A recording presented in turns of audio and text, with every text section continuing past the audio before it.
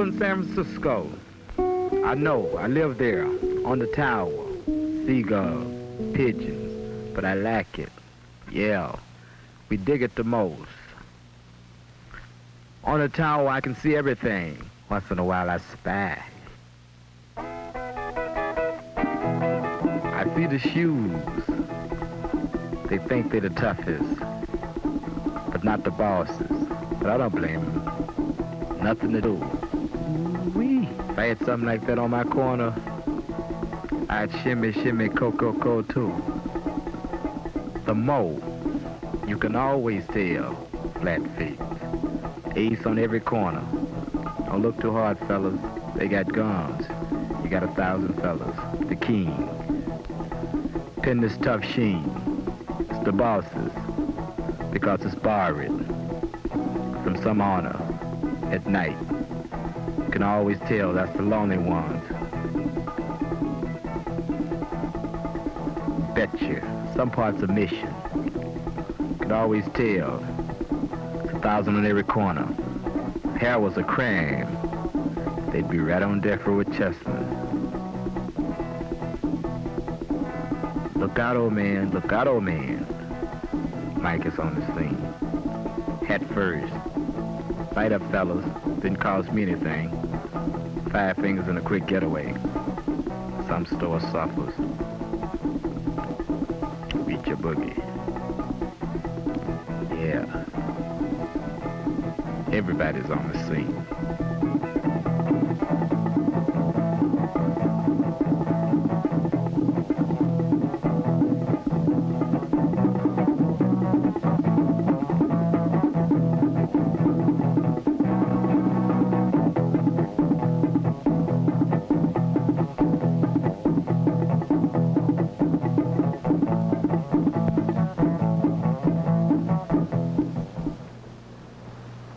Stanley Mosk, Attorney General of the State of California.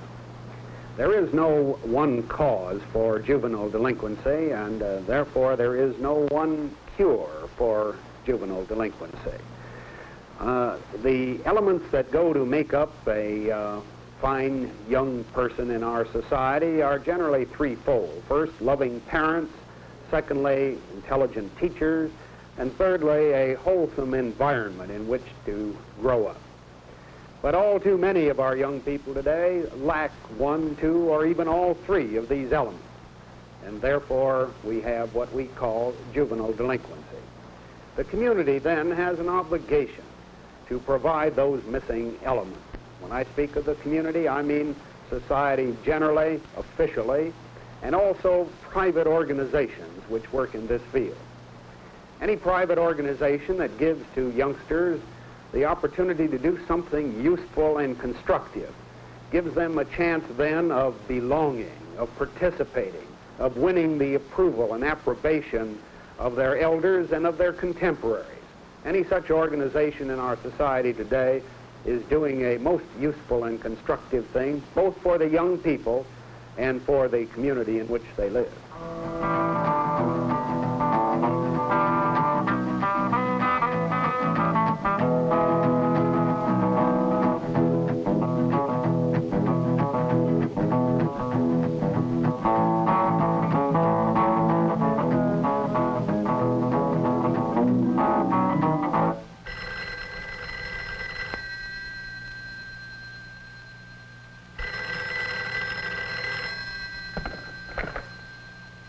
Hello? Yeah. Hey, man, what time is it? 12 o'clock. What you phone so early for? No, there's nothing doing today. Oh, look, man, why don't you meet me down at Hunts about 5 o'clock? Okay. Bye.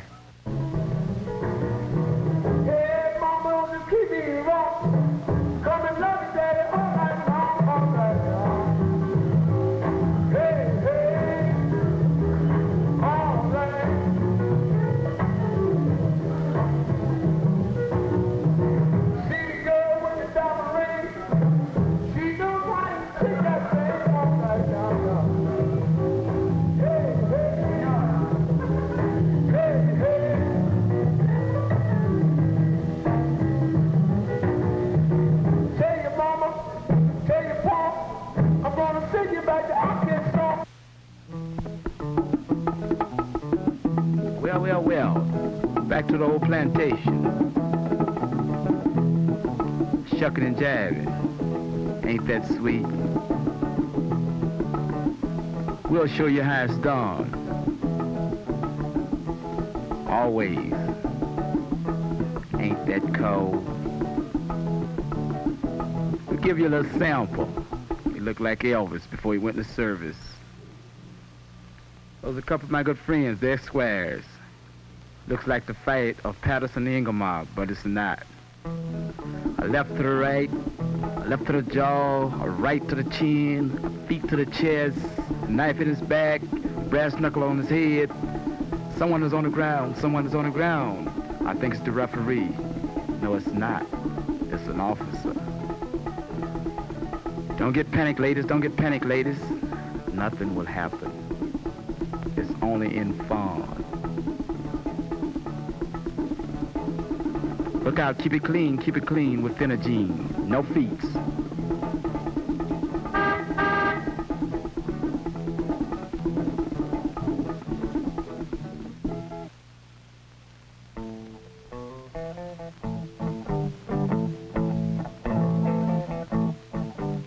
What? No job?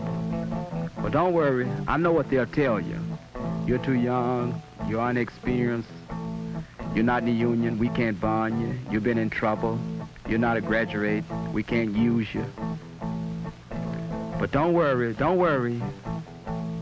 Old lady will lose her Christmas money. Purse will be snatched.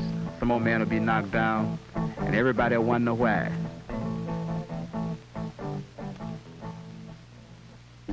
So like people, but if they don't see you fight, it's hearsay. That's what they believe it because you're in a club and you're wearing a club jacket. That's what you're a thug right away to the public den.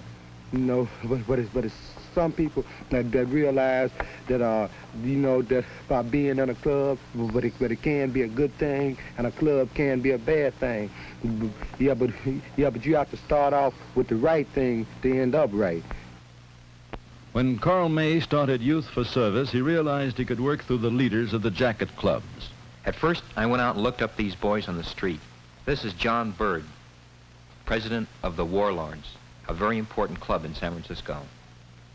I just put it up to them, would they help?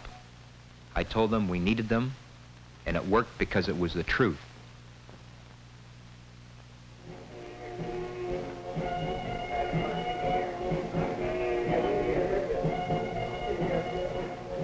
Hello, gentlemen. I'm Carl May. I'm with the organization. You ever heard of Youth for Service? You know, this is the organization with all the clubs in it, you know, the Warlords and the Sheiks and the Turbans and the Timers and the Aces and the Ravens. Oh, is this the council that has all the clubs talk together? Yeah, that's it. Yeah. We'd like to have you guys in. And one of the reasons that we started the council and started Youth for Service is to help out people, old people, sick people, handicapped people. Go in there and do painting jobs for them, or carpenter work and clean up their places when they need help. And we've got a family now that needs some help, and we want to go there next week, next Saturday. So what do you say? Yeah, what are we doing next Saturday? You guys want to go? Will you guys go? I ain't got nothing else to do. I don't know. Huh? Where's it at? Oh, it's over on Potrero Hill. How are you going to get over here? How are we going to get over? Well, I'll tell you, we'll pick you up in the morning.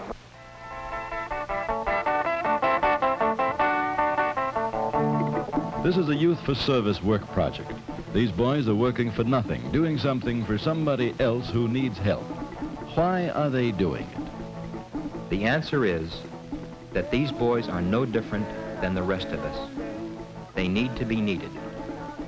They may have had less chance than most of us to relate constructively to the community.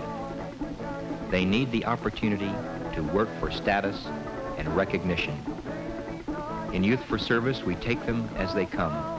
We do not judge them for anything they may have done or failed to do in the past.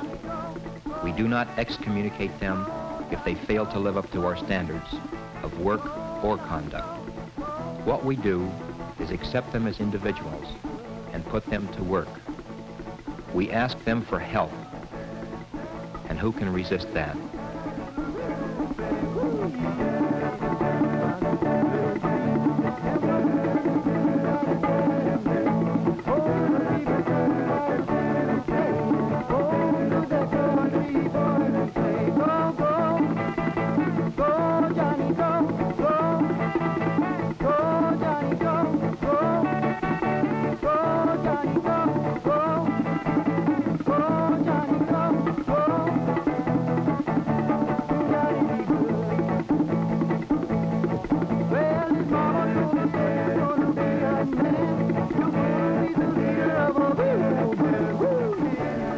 project built a new parking area for a community center. Youth for Service is not a training program for future employment, but it does give the opportunity to learn something of new skills. Work projects are referred from many sources, chiefly from social agencies. The Departments of Public Health and Public Welfare, the Visiting Nurses Association, the Family Service Society, and others. The entire Youth for Service program has been made possible through generous help from church groups, businessmen, school and civic authorities, and private as well as public agencies.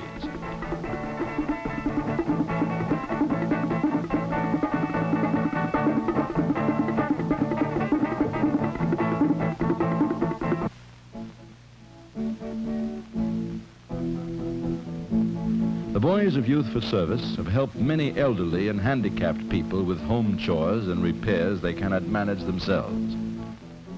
When this project started, I figured that if what I believed is true, then people who have known bitterness and despair and frustration will have every bit as much human understanding as the most enlightened people, the supposedly enlightened people that there were around.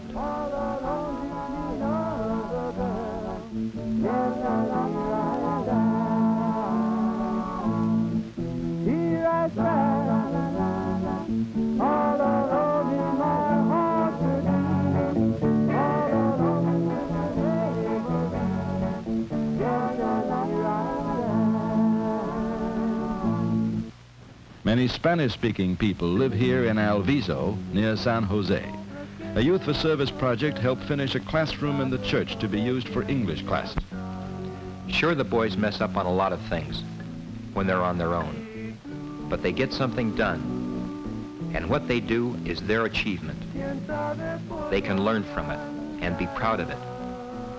Adult control or adult guidance really means the imposition of authority, and that would kill the whole idea.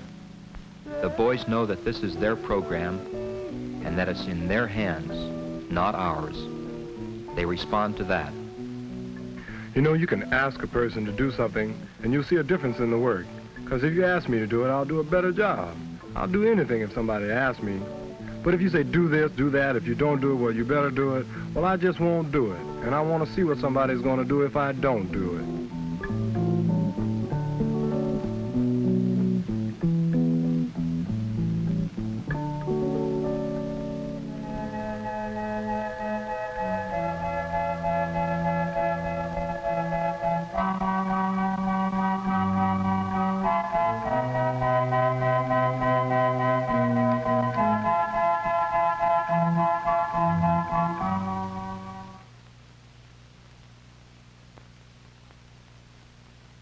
The Boys of Youth for Service give of their strength and time and skill, and the community gives too, and both get back more than they give, a sense of sharing.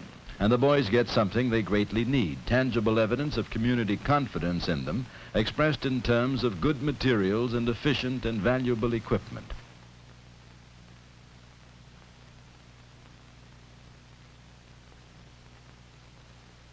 And a good lunch on the job is a pretty well understood form of moral support also. The word is recognition. The Boys of Youth for Service work hard without pay. Most of them have very little themselves, yet they volunteer repeatedly to help other people in need. Recognition and community support become very important to maintain morale. A little publicity for work well done is small payment by the community for services generously given. A party was organized to celebrate the first 100 work projects completed. In spite of some initial opposition concerning law and order, the party did go off quite smoothly after all, enjoyed by several hundred Youth for Service participants and their dates.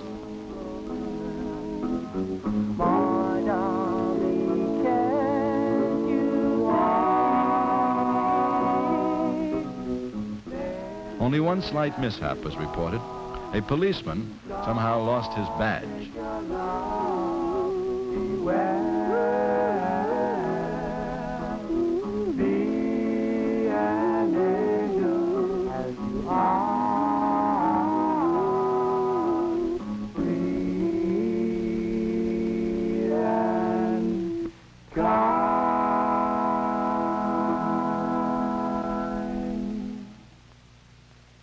A council of youth clubs from all parts of the city developed directly from the contacts made on work projects. The boys themselves decided they wanted a common meeting ground where they could adjust differences between the clubs before they blew up into rumbles. They also wanted to promote social affairs and special projects on a citywide basis. Both prestige and security were involved in belonging to the organization. One of the first council projects developed in support of the National Youth March for Integrated Schools held in Washington, D.C. in April 1959. The boys in Youth for Service know that integration is not just the struggle of American Negroes for equality, but it's linked with the fight against discrimination of all newly arrived minority groups. 100 years ago, the Irish made up less than 1/3 of the population of New York, but they were charged with over 2/3 of the arrests. There were newcomers then. Today, the Puerto Ricans, the Mexicans, the Pacific and Oriental peoples are the newcomers. The Youth for Service Council raised the money to send a delegate to Washington, the only one sent by a San Francisco youth organization, and he carried petitions gathered by many other groups as well, with over 6,000 signatures.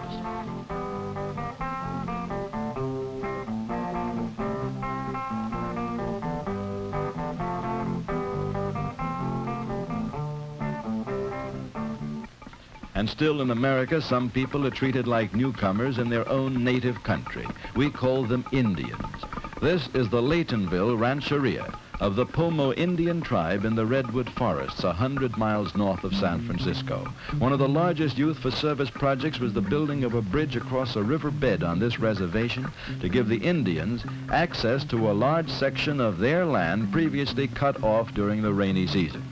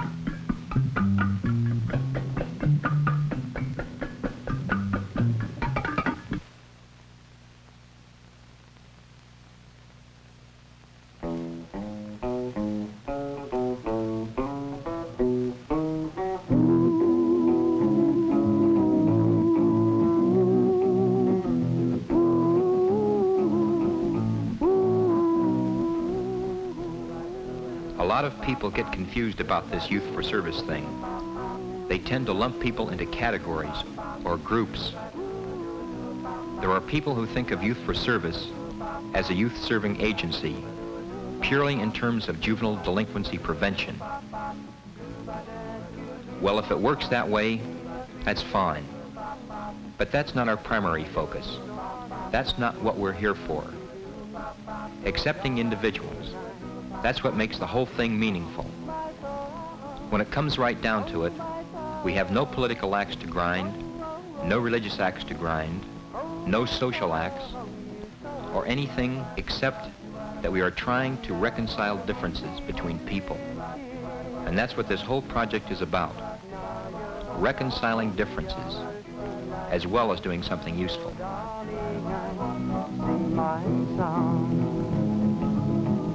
Oh, my son, whoa, whoa, whoa, whoa, whoa,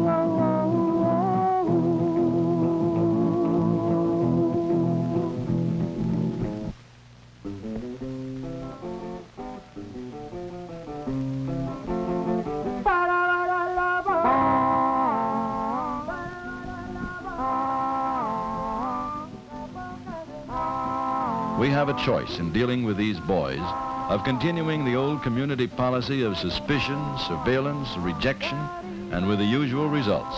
Or we can take a new look at them and our own attitudes and start to assume our just obligation as citizens in helping them achieve recognition and responsibility in the community. Youth for Service offers one way to work toward this end.